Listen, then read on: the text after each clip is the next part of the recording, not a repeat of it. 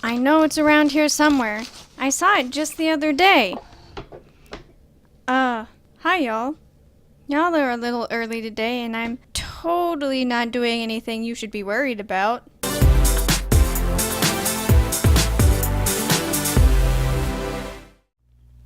Hi y'all, I'm Fallen Ninja and welcome to Animation Nation, where today we're going to be talking about Scooby-Doo and the Witch's Ghost, which was made in 1999. Some of these characters I've already talked about before, but their voice actors have changed, so I'm going to go ahead and mention that, but I'm only going to talk about the characters that we haven't seen before. Scooby and Shaggy are voiced by Scott Innes, who also plays Scooby and Shaggy in other movies and video games. Daphne is voiced by Mary Kay Bergman, who's the voice of Bimbette in Beauty and the Beast. Fred is voiced by Frank Welker, who's the voice of Monkey and Crunk in Dexter's Lab. Velma is voiced by B.J. Ward, who's the voice of Betty Jean Tennyson in Ben 10. Luna is voiced by Kimberly Brooks, who's the voice of Mimi in Dexter's Lab. Luna plays the keyboard and does backup vocals. She is the obvious rebel of the group and doesn't talk too much about herself. And she's super overprotective of her keyboard. Thorn is voiced by Jennifer Hale, who's the voice of Audrey Ramirez in Atlantis: The Lost Empire. Thorn plays the guitar and does the main vocals. She is very shy when she's not performing on stage. Dusk is voiced by Jane Weedland, who is the voice of Miranda Kane and Shannon in the new Batman Adventures. Dusk plays the drums and does backup vocals. She is considered to be the calmest and wisest member of the Hex Girls. Ben Ravencroft is voiced by Tim Curry, who's the voice of Nigel Thornberry in The Wild Thornberrys. While creating Ben Ravencroft's character, they took a lot of inspiration from Stephen King by making Ben Ravencroft a horror novelist, and his looks are loosely based on the author as well.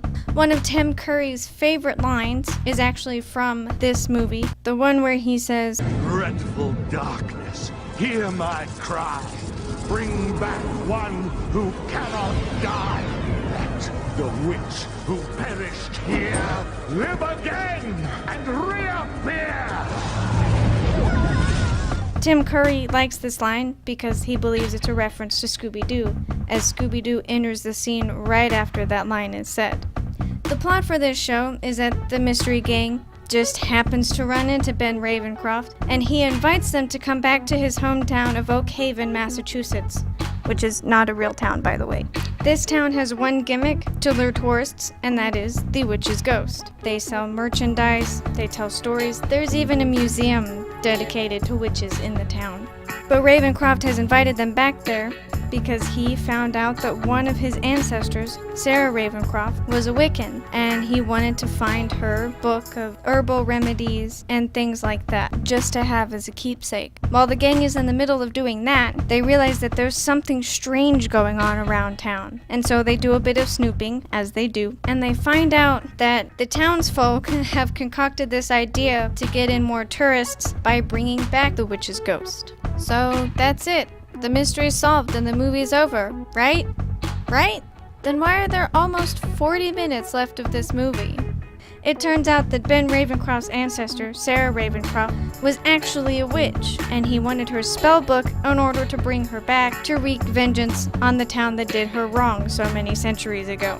The ghost's appearance was actually based off of one of Disney's most famous villains, Cruella de Vil. Unlike in other Scooby-Doo shows and movies, the ghost in this one was actually real, and this was one of the only 2 movies that they've made so far where the ghost or monster was actually real, and that's what makes this one of my favorites. The animation for this show is pretty similar to the original Hanna-Barbera cartoon. The character models are the same. Their outfits are a little bit different though. Their outfits change a lot throughout the movies and throughout subsequent shows. It has very bright colors, unless something spooky is happening. Then it darkens in order to create the right atmosphere. Well, this has been fun, but I had better get back to what I was doing. I've got a spellbook to find, and dead witches don't bring themselves back to life. So, tell me what you think of Scooby-Doo and the Witch's Ghost down below, and if you have any suggestions for future videos, go ahead and put those down there too, and I will catch y'all on the flip side.